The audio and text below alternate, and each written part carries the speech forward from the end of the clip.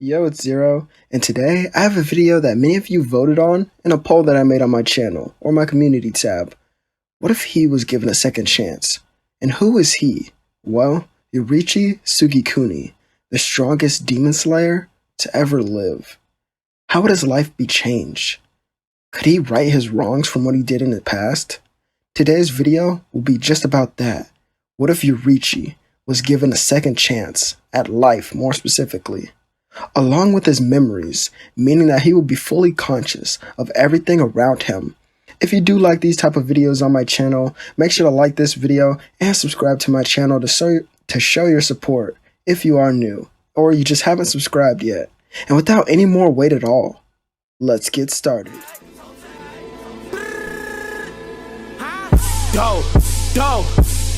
Let's get it. I'm a trapping fanatic, that shit automatic, so I cannot turn it on or off. Bitches all on my dick, then she hop on my dick. I'm like, why you keep hopping on and off? Yo, bitch all on my dick, she be doing the most. I tell her, little bitch, she so extra. And my gun up on me, but not run up on me. Niggas, they wanna fight, they some wrestlers. And you know 30K got the mop. Sacked up, yeah, I got them knots. Act up, get your body in a box. Told the demon, you know how I rock. So, this story will begin in the age of samurai, right after the death of Yoriichi, as his eyes close for what he believes as his final moments. When he opened them once again, he was being greeted into the world by a warm smile from a young man. Where am I, he would think. Yoriichi then realized that he still had the memories of his previous life, although he was in a new body. Yoriichi believes he was graced by the sun gods and given a second chance at life to live the happy life that he so desired for in his previous. So, he would continue to do so. Luckily, he was given the same name, so he wouldn't have to readjust or worry about that, as he lived with his mother, father, and older sister, who oftentimes did scold him, but he saw this as a token of love, rather than her being mean to him. Truly, he was happy, enjoying his days as a normal kid, until suddenly everything would change. One night, something had woke him up. He didn't know what it was, but he felt uneasy by his presence, and he would run into the main living area of the house to see a demon devouring his family.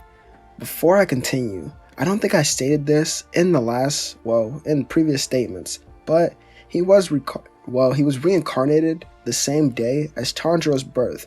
This is so you all can keep up or have a grasp on the timeline.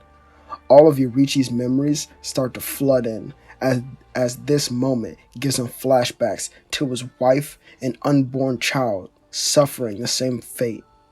The demon turns to see the boy who is looking at him and heads towards him. Yoriichi runs into another room, or his room, and grabs a wooden blade that he had made for fun. With so much anger flowing through his body at this very moment, he activated his Slayer mark, which wasn't present in this timeline when he was born, as he could also see through the world. Well, he had a transparent feeling and sight of the world, that is. The demon saw this, but then saw flames that spiraled towards it, as in an instant, the demon had fallen, and Yoriichi, his tears would fall to the ground as well. I wasn't reincarnated to have a normal life. I was brought back to finish off the battle with that man, as he's clearly still alive. Yoriichi thought of Muzan, but he let his anger go. Returning to his calm state, as he would look at his family, and he would go to bury them and pray over their dead bodies, as this is when a Hashira arrived to see the boy. Guillaume, the stone Hashira, joins in prayer and tells the boy that he doesn't have to worry anymore, but he does ask about the demon. However, Yoriichi begs the Hashira to take him to the Slayer base, as he needs to speak with their leader and the rest of the Hashira. Guillaume actually understands that the boy would probably want to become a Hashira, and he complies, but he is curious about how he knows about all this. Later, we see all the Hashira and Ubuyashiki, as Yoriichi bows to all of them and begins to cry, telling them how he's sorry for failing to kill Muzan, and also letting Lady Tamiyo go all those years ago. And he's also sorry for his brother Michikatsu, who had become a demon, and he believes that he's still a demon to this day. But he promises to correct his mistakes. Everyone around Yoriichi was confused. But he explained his origin and how he got to where he was, saying that he was reincarnated. None of the Hashira believed him, until he asked all of them to now face him now, as he'll show off the original breath that none of them can use. Even though all he had was a wooden blade, he was prepared to take them all down, as each one of them would comply, as they were solely defeated by this boy who looked to only be about 10 years old. Obiyashiki then confirms the origin of Yoriichi by reading documents about the very first breathing style that was left to them by his ancestors. Yoriichi then decides to wait for his body to get older and catch up to his quick-like thinking before he goes to finish off Muzan. But he also decides to train and becomes a Hashira easily, as we would then skip to when Tanjiro was trying to calm down his demonic sister, and instead of Giyu arriving on the scene, Yoriichi arrived, believing that Muzan would be in the area as he sensed his presence. However, all he found was a boy, fighting his demonic sister. As Tanjiro's eyes met with Yoriichi, they would both undergo memories of the past.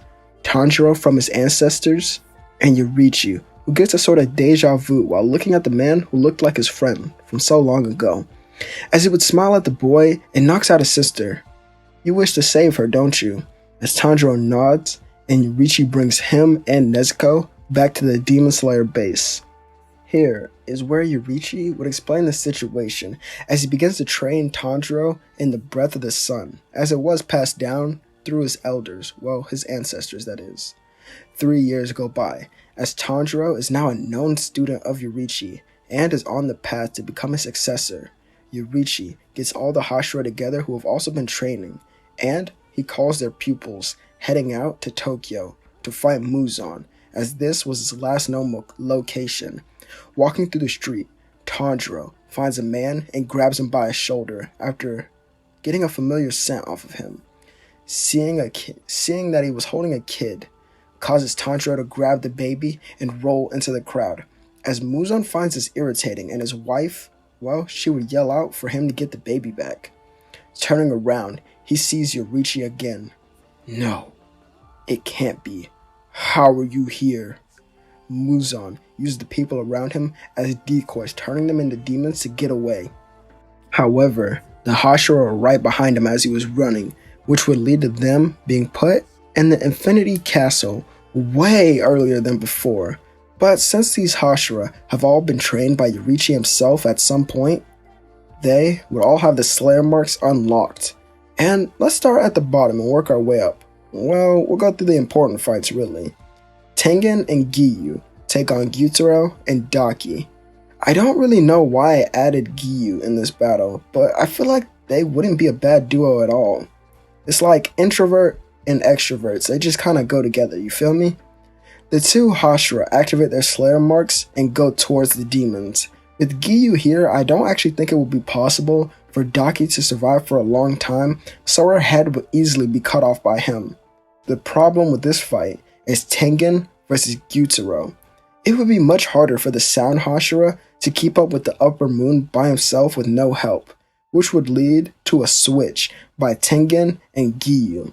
The two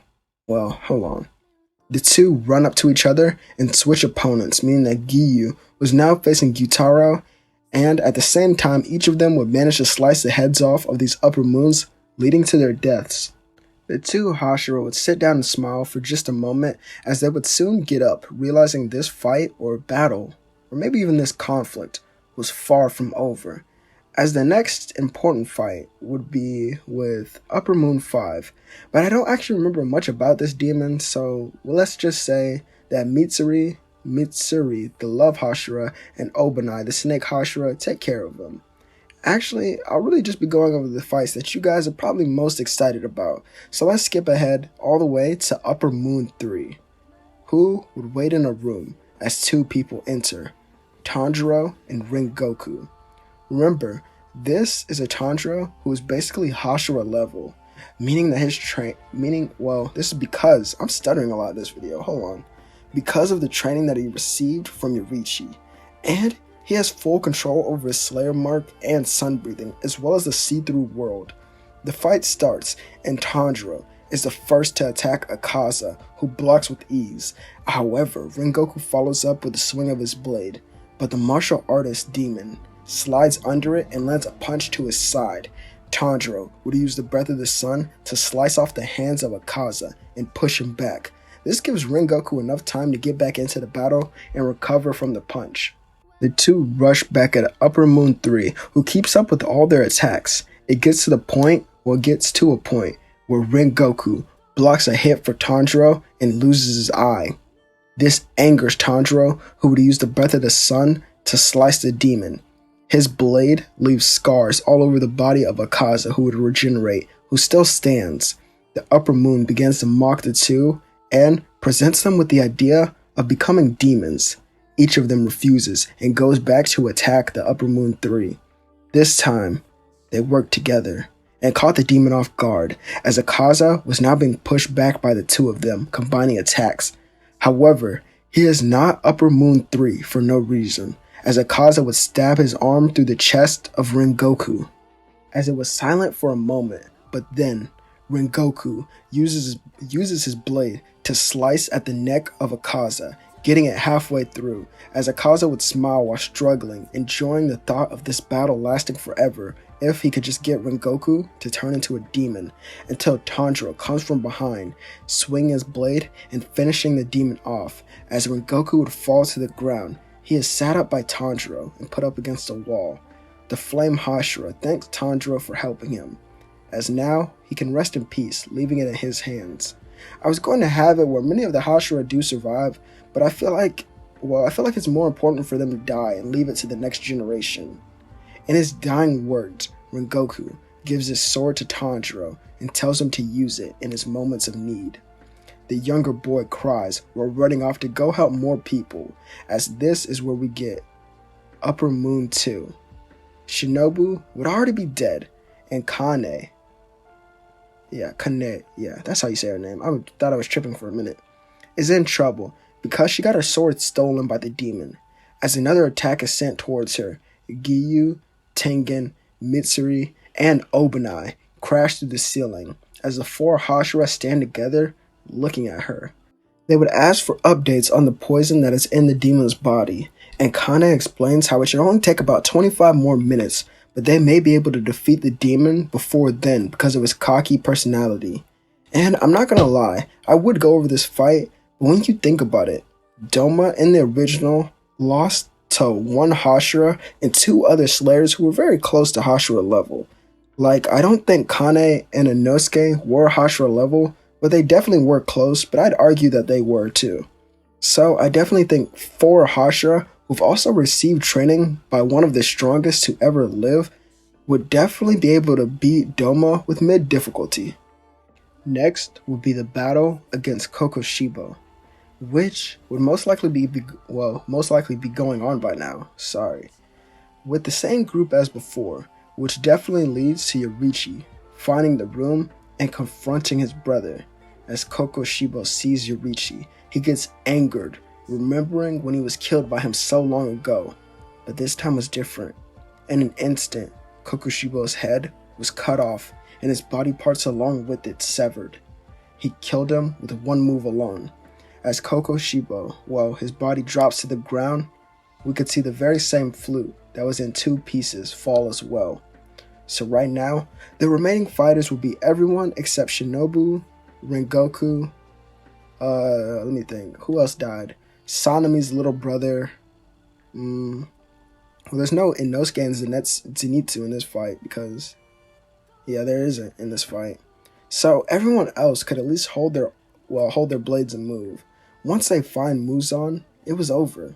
Having just Yoriichi here was enough, but now you have multiple Hashira who are all stronger than their canon selves to help back him up, plus Tanjiro, who's also had 3 years of training with the Breath of the Sun, who could keep up. Well, I wouldn't say he could keep up with Yoriichi's movements, but I could say he could imitate them pretty well to the point where you consider him, not that far behind Yoriichi. This story will truly be over, and I definitely could see a couple of them dying, but I think Yoriichi would be able to finish the battle before any of that. Yeah, this is where the story would end. I know this is kind of short, but I didn't intend to make it super long and drawn out. It was just a quick fanfic, you could say. When you really think about it, I could have put some more of the canon events that Tanjiro went on, and he could have went on them with Yoriichi, but I did want Yoriichi to fix most of his mistakes as fast as possible, and I feel like if he was reincarnated, that's how he would act.